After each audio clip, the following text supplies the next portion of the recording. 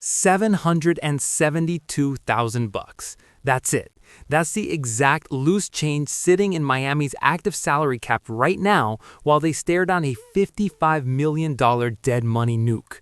We're watching a front office completely backed into a corner, paralyzed by the post-June 1st reality of the Tua Tagovailoa contract. You can't just wish away $55.4 million in dead cap space. It's permanently chained to the franchise's ankle and is dragging them straight to the absolute bottom of the ocean.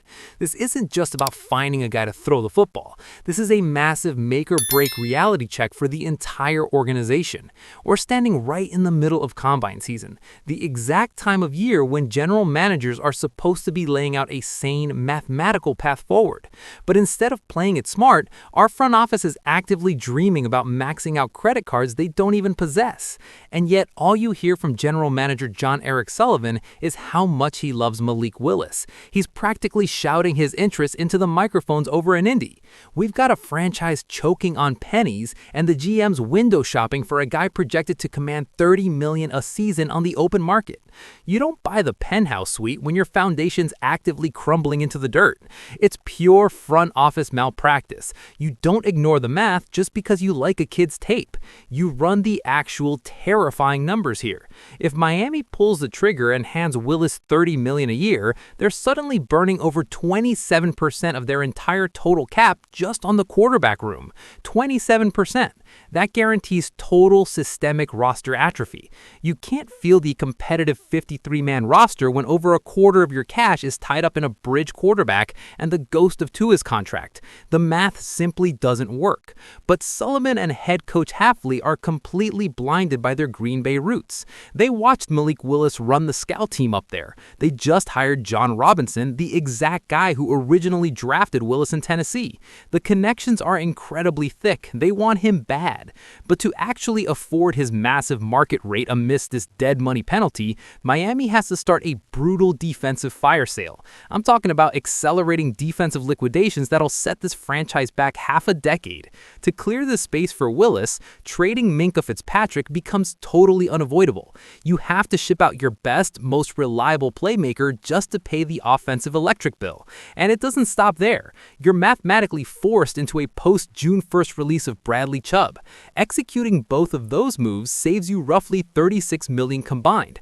But at what cost? You're literally financing an offensive bridge year by totally cannibalizing your core defensive infrastructure. You lose Chubb's edge pressure. You lose Minkah's coverage over the pop. You're demanding the defense to carry a questionable quarterback while simultaneously selling off the exact pieces that make the defense function in the first place. Selling off Minkah Fitzpatrick to pay Malik Willis isn't rebuilding. It's pure self-destruction. You're ripping the engine out of the car just to buy a shiny new steering wheel. It's the absolute definition of insanity. A totally separate trade option just surfaced that actually respects the cold, hard math. The Indianapolis Colts signaled they're totally done with Anthony Richardson. They signed Daniel Jones back in 2025, and they're ready to dump a former 4th overall pick for scrap metal. ESPN's Marcel Louis-Jacques and Joe Schad over at the Palm Beach Post are already connecting the dots. When you break down the financials, it's an absolute no-brainer compared to the Malik Willis fantasy. If Miami trades a day 3 pick for Richardson, it guarantees a highly viable $5.3 million cap charge for 2026. $5.3 million, that's it. The Colts have to eat the rest of his dead money just to get him out of their building. The front office actually gets to play it smart right here. Richardson's got that massive $22.48 million 5th-year option looming for 2027. All Miami has to do is formally decline that option prior to May 1st deadline. You decline it and you instantly engineer a totally zero-risk bridge year. You give the kid one full season to prove his mechanics aren't completely broken without committing a single future dime to his bank account. This is exactly how you survive a bridge year in the NFL. You don't sink $30 million in Malik Willis and burn your defense to the ground. You take the $5 million flyer on Richardson, preserve your crucial rollover capital, and keep your powder dry for that loaded 2027 draft class. We're talking about a guy who ran a 4.4440 at 244 pounds. You don't find that kind of pure, unadulterated athleticism sitting on the discount rack very often. The Colts panicked. They saw him struggle, they looked at Daniel Jones, and they completely pulled the ripcord. They gave up on him because his accuracy is a mess. He lost a camp battle to Jones, which is a massive gut punch for a former top 5 pick.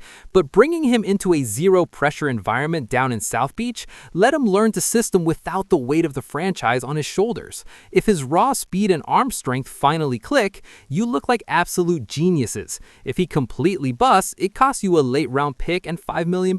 You walk away totally clean. If Sullivan actually cares about the long-term survival of this franchise, he forgets the Green Bay nostalgia right now. He gets Chris Ballard on the phone today, flips that day 3 pick, and locks down the only financially sane option left on the board.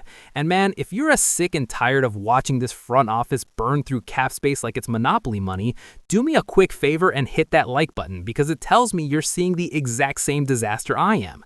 You want to see how deep this financial hole actually goes? How it's rotting the entire roster from the bottom up? Then you've got to see the full breakdown I did on the rest of these guys. It's some tough medicine, but we're all in this together, so stick around for that next one, and let's see if we can find a way out of this mess.